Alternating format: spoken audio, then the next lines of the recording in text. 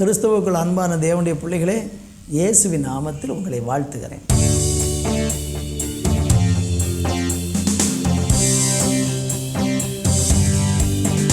எந்த அன்புள்ள ஆண்டவர் இயேசுவை நான் உந்தன் நாமத்தை போற்றிடுவேன். உம்மை போல் ஒரு தேவனை பூமியில் அறிந்தேன், உயிர் தந்த தெய்வமே நீ. உம்மை போல் ஒரு தேவனை பூமியில் அறிந்தேன், உயிர் தந்த தெய்வமே நீ. ஆனந்தம் ஆனந்தமே, அல்லும் பகலிலும் பாடிடுவே. இயேசுவே எந்த நாருயிரே, இயேசுவே எந்த நாருயிரே. ஆனந்தம் ஆனந்தமே, அல்லும் பகலிலும் பாடிடுவே. இயேசுவே எந்த நாருயிரே, இயேசுவே எந்த நாருயிரே.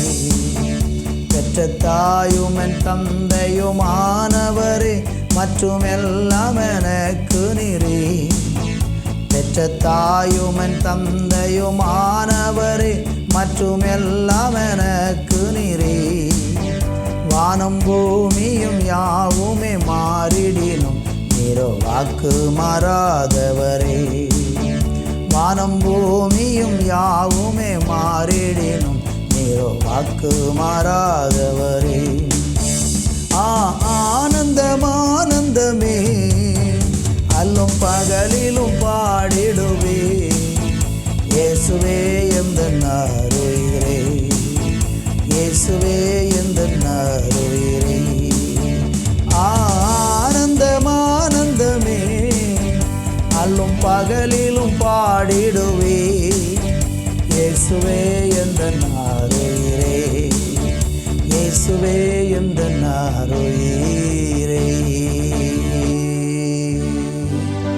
தகப்பனே, உம்மை நன்றியோடு ஸ்தோத்தரிக்கிறோம் அப்பா.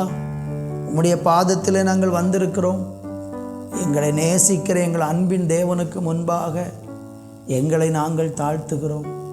ஒருவராய் பெரிய அதிசயங்களை செய்கிறவரை துதியுங்கள், அவர் கிருபை என்றும் உள்ளது என்று வாசிக்கிறது போல நீர் ஒருவராய் இருந்து கொண்டு பெரிய காரியங்களை செய்ய போதுமானவர். உடைய கரங்களில் ஒப்பு கொடுக்கிறோம். ஆசீர்வதியும் இயேசுவின் நாமத்தில் பிதாவே, ஆமேன், ஆமேன். அன்பு தேவ பிள்ளைகளே, இந்த நாளிலே நம்ம தியானிப்பதற்கு சங்கீதம் 136:4 வாசிக்கிறேன். ஒருவராய் பெரிய அதிசயங்களை செய்கிறவரை துதியுங்கள், அவர் கிருபை என்றும் உள்ளது. இந்த பகுதியில் நம்ம வாசிக்கும்போது அவர் மட்டும் பெரிய அதிசயங்களை செய்கிறார். அவர் அதை தனியாக செய்கிறார். அவருக்கு யாருடைய உதவியும் தேவையில்லை என்பதுதான் வேதம் சொல்லுகிற உண்மையாக இருக்கிறது. அவர் யாருடைய உதவியும் ஒத்தாசையை நாடுகிறவர் இல்லை. அவர் ஒருவராலே எல்லாம் ஆகும். அவர் மாத்திரம் போதும். உலகத்தில் பல தெய்வ நம்பிக்கை உள்ள மக்கள் வாழ்கிறாங்க. சில நம்பிக்கைகள் எப்படி இருக்குதுன்னா, நிறைய தெய்வங்கள். காற்றுக்கு ஒரு தெய்வம், மழைக்கு ஒரு தெய்வம், இன்னும் பூமிக்கு ஒரு தெய்வம், வானத்துக்கு ஒரு தெய்வம், வியாதியை சுகமாக்குறதுக்கு, இப்படியெல்லாம் பலவிதமான நம்பிக்கைகள் நிறைந்த ஒரு உலகத்தில் நம்ம வாழ்ந்திருக்கிறோம். ஆனால் கர்த்தருடைய தனித்தன்மை என்ன?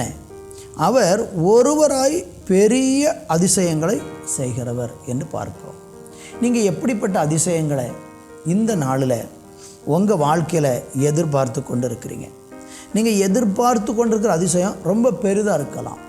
ஆனால் அது உங்கள் சிந்தனைக்கு அது எட்டாது, உங்களால் அது முடியாது. அது நல்லா உங்களுக்கு தெரியும். மருத்துவர்கள் கைவிட்டிருக்கலாம், அல்லது நீங்கள் நம்பின மனிதர்கள் உங்களை கைவிட்டிருக்கலாம். இந்த சமயத்தில் யாருமே உங்களுக்கு உதவ முடியாது. யாராவது தெய்வம்தான் உதவ முடியும்.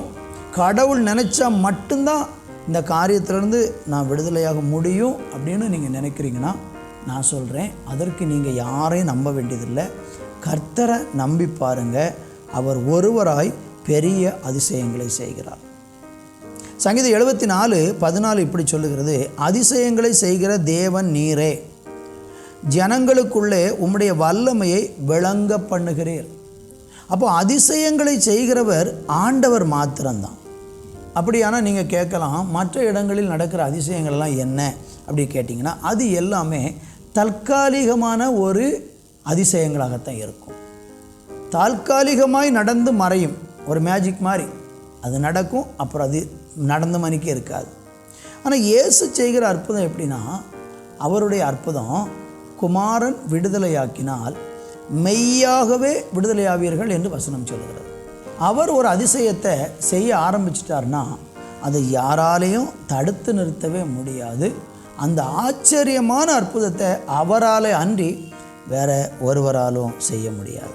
யோபு தன்னுடைய அனுபவத்தில் சொல்கிறார் 9:10, ஆராய்ந்து முடியாத பெரிய காரியங்களையும் எண்ணி முடியாத அதிசயங்களையும் அவர் செய்கிறாராம். பாருங்கள், ஒருவராய் பெரிய அதிசயம் செய்யக்கூடிய அந்த தெய்வத்தினுடைய அதிசயங்களை ஆராய்ந்தே முடியாது. நீங்கள் பிரமிச்சு தான் பார்க்கணும், நீங்கள் அதிசயப்படத்தான் செய்யணும். நீங்கள் நம்ப முடியாத அளவுக்கு எப்படி இது நடந்துச்சு அப்படின்னு நீங்கள் சொல்லுகிற அளவுக்கு ஆராய்ந்து முடியாத பெரிய காரியங்களை எண்ணவே முடியாது அவ்வளோ அதிசயங்கள் உங்களுக்கு நடக்கும். நீங்கள் இந்த நாளில் ஏதோ ஒரு விஷயத்தில் என் வாழ்க்கையில் ஒரு அதிசயம் நடக்கணும் அப்படின்னு எதிர்பார்க்குறீங்கன்னா அந்த அதிசயத்துக்கு நீங்கள் எங்கேயும் ஓட வேண்டாம். இயேசு கிறிஸ்துவை உங்களுடைய சொந்த இரட்சகராக ஏற்றுக்கொண்டு பாருங்கள். அவர் ஒருவராக இருந்து கொண்டு உங்கள் வாழ்க்கையில் ஆமென் பெரிய அதிசயங்களை அவரால் செய்ய முடியும். அதை யாராலும் அகற்ற முடியாது. இன்னும் தானியேல் 4:3 சொல்லுகிறது, அவருடைய அடையாளங்கள் எவ்வளவு மகத்துவமும் அவருடைய அற்புதங்கள் எவ்வளவு வல்லமையுமாய் இருக்கிறது. அவருடைய ராஜ்யம் நித்திய ராஜ்யம், அவருடைய ஆளுகை தலைமுறை தலைமுறையாகவும் நிற்கும். ஏன் ஆண்டவர் அப்படி அற்புதம் செய்கிறார்னா, அவர் எப்பவுமே இருக்கிறவர். இன்றைக்கு தோன்றி நாளை மறைகிற மணிக்குள்ள அரசியல் கட்சி அல்ல, அவர் ஒரு அரசியல் தலைவரும் அல்ல. வாக்கு சொல்லிட்டு நிறைவேற்ற முடியாமல் கடைசி நேரத்தில் ஐயோ எங்களால் முடியலைன்னு கைவிரிக்கக்கூடிய மனிதனும் அல்ல. ஆண்டவர் எப்படிப்பட்டவர்னா, அவர் ஸ்தோத்திரம், அவருடைய ஆளுகை தலைமுறை தலைமுறைக்கு இருக்கும். அவருடைய அடையாளங்கள் எவ்வளவு மகத்துவமானது என்று சொல்லப்பட்டிருக்கிறது. என்னை கேட்டுக்கொண்டிருக்கிற அன்பு சகோதர சகோதரிகளே, உங்கள் வாழ்க்கையில் இன்றைக்கு நீங்கள் ஒரு அற்புதத்தை எதிர்பார்க்குறீங்கன்னா அந்த அற்புதத்தை இயேசு உங்களுக்கு செய்ய முடியும். அந்த அற்புதத்தை ஆராய்ந்து முடியாது, எண்ணி முடியாது. அவர் ஒருவராக இருந்து கொண்டு பெரிய அதிசயங்களை உங்களுக்கு செய்வார். நல்ல தகப்பனே, இந்த பிள்ளைகள் இந்த வார்த்தையை கேட்டுக்கொண்டிருக்கிறவங்க, எனக்கு ஒரு அதிசயம் நடக்கணும், அது ஆராய்ந்து முடியாத எண்ணி முடியாத பெரிய ஒரு அதிசயம் எனக்கு நடக்கணும்ப்பான்னு சொல்லி உங்களை எதிர்பார்த்துருக்குறாங்கன்னா இந்த பூமியிலேயே அவங்களுக்கு ஒரு பெரிய அதிசயத்தை செஞ்சு அவங்க குடும்பத்தை வாழ்க்கையை கனப்படுத்துங்க. இயேசுவின் நாமத்தில் பிதாவே, ஆமேன், ஆமேன்.